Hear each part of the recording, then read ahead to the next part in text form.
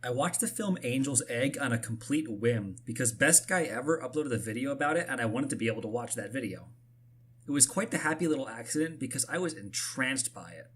Mamoru Oshii's direction was beautiful, using David Lynch-esque lingering shots and uncomfortable angles. The plot is sparse, and that's because the real beauty of Angel's Egg is in the visuals. Really, go watch this movie. Reading the summary or watching a video about it will not do it justice. Although, if you're the kind of person who calls something pretentious just because it's experimental, you'll probably hate it. But that's a topic for another day. After I watched it, I had what I thought was a pretty strong interpretation of it. But then I did my research and didn't find any support for my ideas at all. Oshii himself described it as representative of his path away from Christianity, while also saying that he doesn't really know what it's about in the end. Best Guy Ever supported that and pointed out some awesome parallels, stuff I might not have caught. Go watch his video for that interpretation, because it's pretty good. But I saw a whole other side, something that had nothing to do with Christianity. In my eyes, the entire movie was actually about penises. I'll let you ponder that for just a moment. Before I say what I mean by that, we need to tackle today's term. Trigger warnings for all men's rights activists out there. We're about to cite some feminist scholars and attempt to dismantle the patriarchy in this video, so get out now if you can't hang. As you see in the title, today we're talking about Phallologocentrism. This is a term coined by deconstructionist philosopher Jacques Derrida to describe how men and masculinity control meaning in the world. First we have phallo, which of course comes from the phallus. Logocentrism is the focus on a defined logos, meaning word or truth, and creating a binary around it. If you control the language, you control the meaning. You can decide that one thing is good and its opposite must be bad. You, of course, meaning the men who hold power. Men proclaim that women belong in the kitchen, and because they control the logos, they have all the power. Basically, the patriarchy is bad and should always fight to dismantle problematic binaries. Now, on to the anime. So I said that the film is entirely about penises. That's not all there is to it, but believe me, I am going to highlight a lot of phallic imagery in this film. Let's go through the plot and try to construct a phallologocentric narrative, shall we? One of the first images we see is this, some bird-like creature in an egg in a barren landscape. Given the title, we can assume that eggs are going to be a theme here.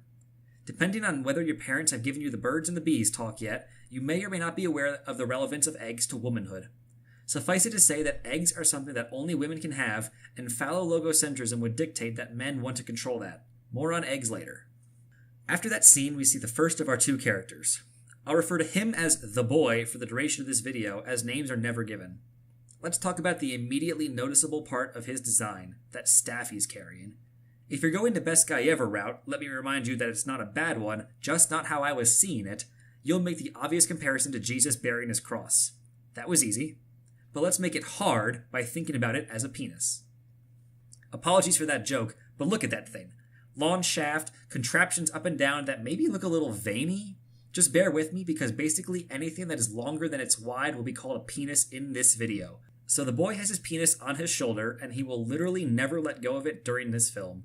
Towards the end of the film, we'll see him become the embodiment of phallologocentrism, but let's move on so we can actually get there. Some weird stuff with a bunch of statues on a spaceship robot thing shows up, but we're not going to worry about that right now. The introduction ends with a girl waking up, and we'll call her the girl. Tell me if I'm reaching too far here, but she lives at the bottom of this large tube. Honestly, I think this could be another phallus or a mother's womb, but regardless, there's a birthing metaphor going on here.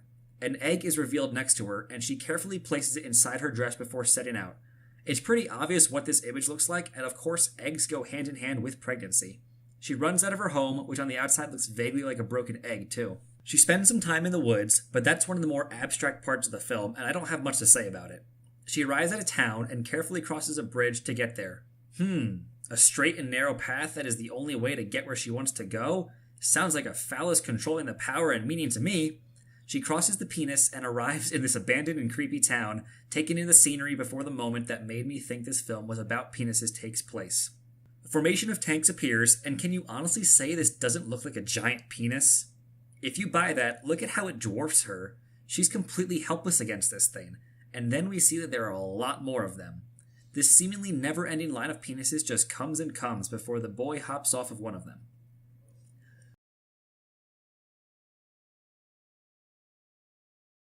The girl instinctively protecting her egg is not an accident here. When men are trying to oppress women, the most powerful tool they have is their own uniqueness as females.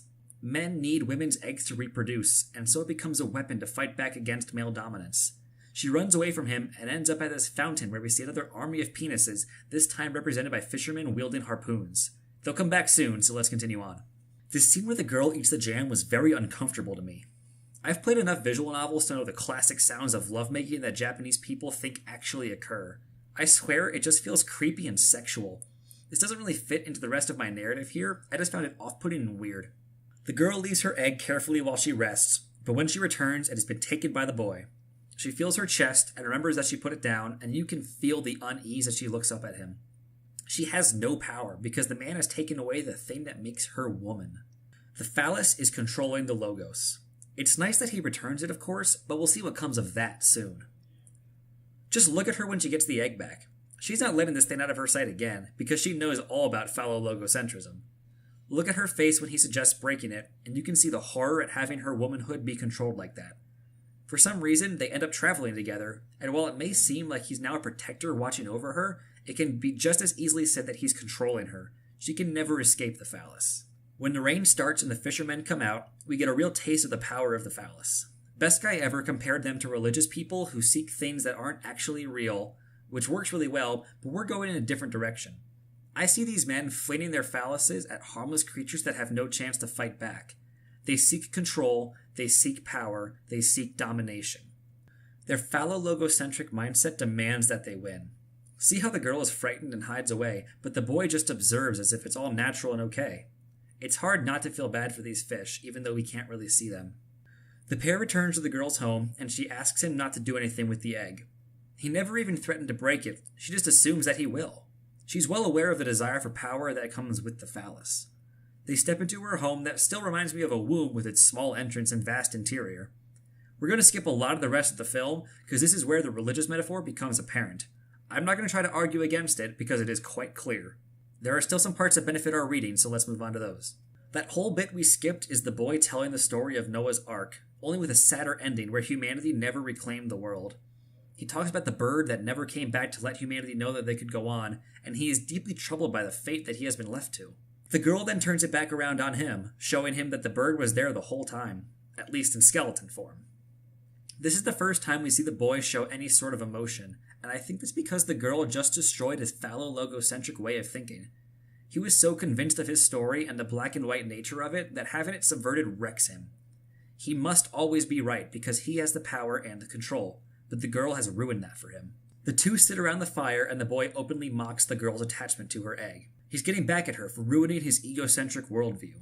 You can see the alienation all over his face. He puts her to sleep because he's a man and he needs to be in control, and looks almost like he pities her before he commits his heinous act. As she sleeps, he takes the egg from her and uses his weapon to smash it. Since we've determined that his phallic weapon represents his manhood and the egg her womanhood, the metaphor is clear. He is displaying his domination and control by destroying her identity with his own. That is phallologocentrism at its peak. When she awakens, she finds it destroyed and lets out a guttural scream that doesn't even sound human. Everything that the girl is, everything she lives for, it is all gone. Rather than simply be a victim, she chases after the boy. She sees him, and one of my favorite metaphors in the film occurs. She suddenly falls into a canyon that appears out of nowhere. I've heard of the wage gap, but this is ridiculous. There's literally a divide between her and the man, one she cannot cross, also known as the glass ceiling or just the patriarchy. However, the power might still go to her. She falls into the water and suddenly becomes a grown woman. As the last breath leaves her body, it floats to the top and becomes a multitude of new eggs. More giant eggs are rising up from the ground too, and it is clear that the girl's mission was not in vain. Life will come back to this place despite the man's greatest attempts to control it. I see this as a salute to feminists who have fought for women's rights in the past to show that their labors and suffering have improved the world for women everywhere. We've got just one more symbol left now, and that's the giant robot ship thing with the statues we saw at the beginning. It's back, but now it's got a new addition. Among the countless statues of women, the girl now sits. Like I just said, I think this is a shout out to all those who have worked to make the world a better place. The girl has been enshrined among the other women, and the boy is helpless against this behemoth. Phallologocentrism has been defeated, and the man is no longer in control. The camera pans out to reveal an allusion to the Noah's Ark story from before, but to benefit our argument, I believe it also shows the meekness of the man compared to the world around him. That's the end of the mysterious and vague ride. I dropped a lot on you, and I'm completely expecting many of you to call bullshit. It's obvious that this film is about religion. Best Guy Ever's interpretation was way better. What a blue-pilled cook I must be. Yeah, let me have it. I love the religious analysis, and I'm not trying to make one right and the other wrong. That would be rather logocentric of me, wouldn't it? I just like to toss this interpretation in to fill up some gaps. You could love it, you could hate it, but because we're feminists here in the Jamboree, everyone gets to be right. Tell me what you think of both interpretations in the comments, because that's where the real learning happens.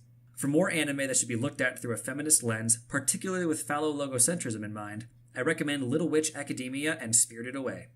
The TV version of the first one has some strong undertones of women fighting back against society, putting them down with a magic versus modernity narrative. You've very likely already seen the second, and I think it's worth a rewatch thinking about how Chihiro's adventures are affected by her gender. That's all for now. Thanks for tuning in. You've been watching Jim Jam's Anime Jamboree.